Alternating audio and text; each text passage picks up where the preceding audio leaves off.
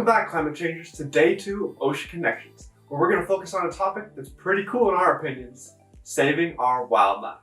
Animals, endangered species, wildlife, whatever you want to call it, the living things we share this planet with. Yesterday, we covered some pretty big things, like that climate change could mean rising sea levels or an increase in hurricanes, floods, droughts, and other natural disasters. Even though Earth has natural cycles, scientists know that the emissions associated with the burning of fossil fuels are causing the climate changes we're seeing today. We're in the Anthropocene, pending approval, a new time period in Earth's history dominated by human activity. One driving factor of the Anthropocene is the mass extinction and loss of biodiversity that's going on all around us. Biodiversity is the variety of species in a specific habitat or ecosystem. Tropical rainforests like the Amazon, as well as coral reefs like the Great Barrier Reef, are known as biodiversity hotspots for how many unique species they can support. According to the Environmental Protection Agency, healthy coral reefs provide habitat, feeding, spawning, and nursery grounds for over 1 million marine species. This is just one example of why hurting one habitat can have a cascading effect on so many other species. Ecosystems with a lot of biodiversity are generally stronger and more resilient, which means they can recover more quickly from things like natural disasters. There are over 30 biodiversity hotspots around the world, including the entire country of New Zealand. When animals are endangered with extinction, it's not just the loss of one species, it's the loss of biodiversity, stability, and the balance of the ecosystem. And like we said, biodiverse ecosystems are more stable.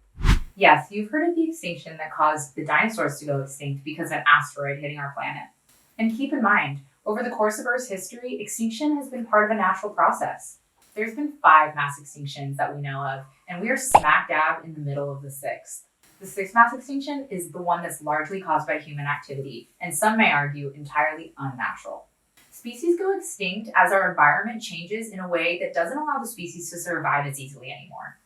An extinction is a sharp decrease in Earth's biodiversity over a relatively short amount of time. In other words, it's when between 1/2 and 2/3 of all species on Earth go extinct. But species don't just disappear overnight. Their populations decrease gradually over time, which means that humans can do something about it. The International Union for the Conservation of Nature's Red List of Threatened Species is our guide to the status of biodiversity on our planet. They use criteria to evaluate the conservation status of each species and then place them in their population category. Some examples of conservation status would be if a population was vulnerable, extinct, endangered, or near threatened. Many species are threatened with extinction for many of the same reason, and they all seem to be linked to climate change and the Anthropocene. We'll dive deep into some specific examples, but habitat loss, pollution, and lack of prey are some examples of common contributors. For example, land in the Amazon is cleared through fires to make room for crop and animal agriculture, even though we know the Amazon is so rich in biodiversity. Orangutans are then left with less habitat there, which affects their ability to survive. Another example is fishing activity, looking for a certain species of fish, but catching so many others in the process. These unintentionally caught fish are called bycatch, and they're oftentimes just thrown back into the ocean. As healthy habitats shrink, less individuals are able to survive. This week, each of you will choose and adopt a species on the IUCN website. You have the freedom to choose whichever one you want. As you learn about them, you'll learn about what's causing their numbers to decline, how climate change affects them, and who's trying to save them. Leading change makers are working everywhere around the world to conserve and recover endangered and threatened species. Chris and I have both worked on projects to save endangered marine species like sea turtles, seabirds, seals, and dolphins. But what does it look like to work for a conservation organization?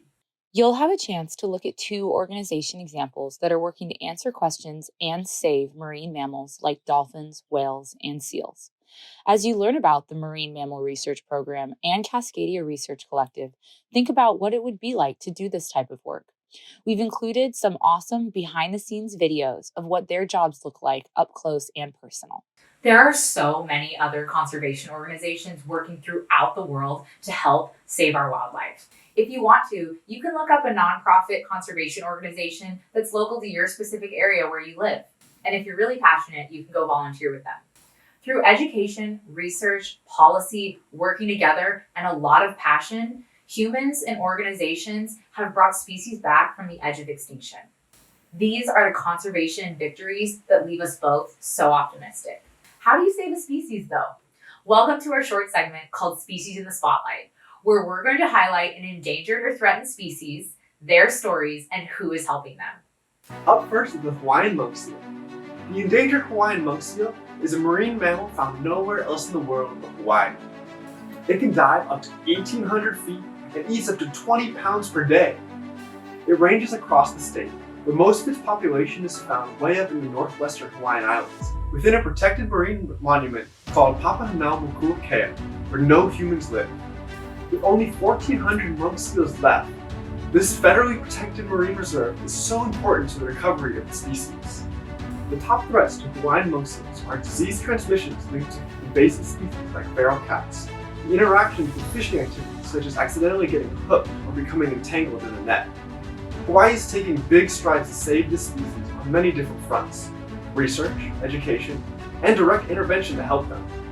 Every year, researchers from the National Oceanic and Atmospheric Administration go to the northwestern Hawaiian Islands to study this population.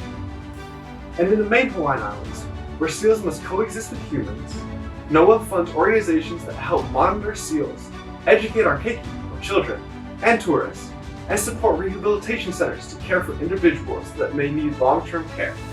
So many different groups of people are working together to make sure this species has another chance of survival.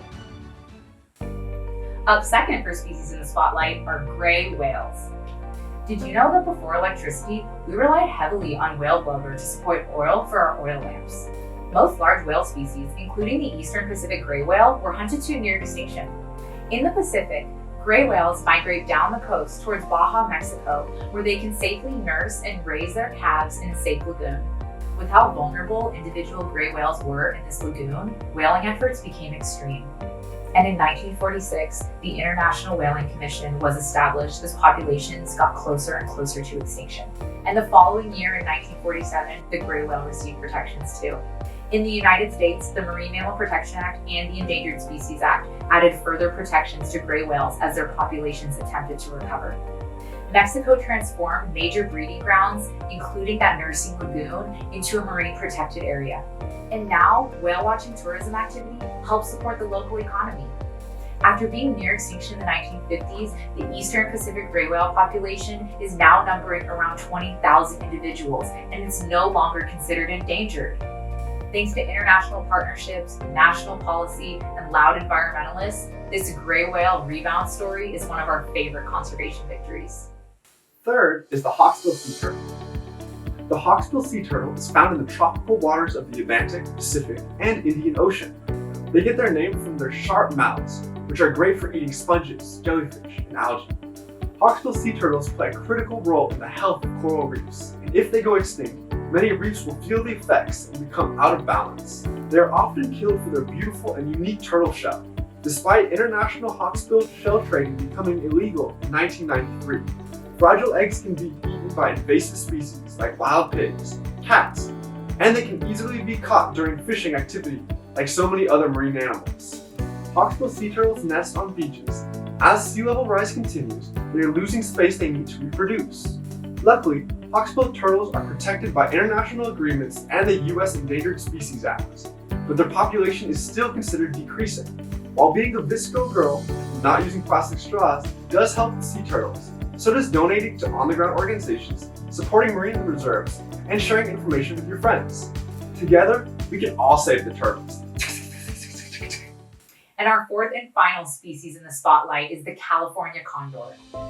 The California condor is the largest flying bird in North America, and it can live up to 60 years. Historically, they were found all across North America, but in the 1980s, their population dwindled to less than 10 individuals in the wild.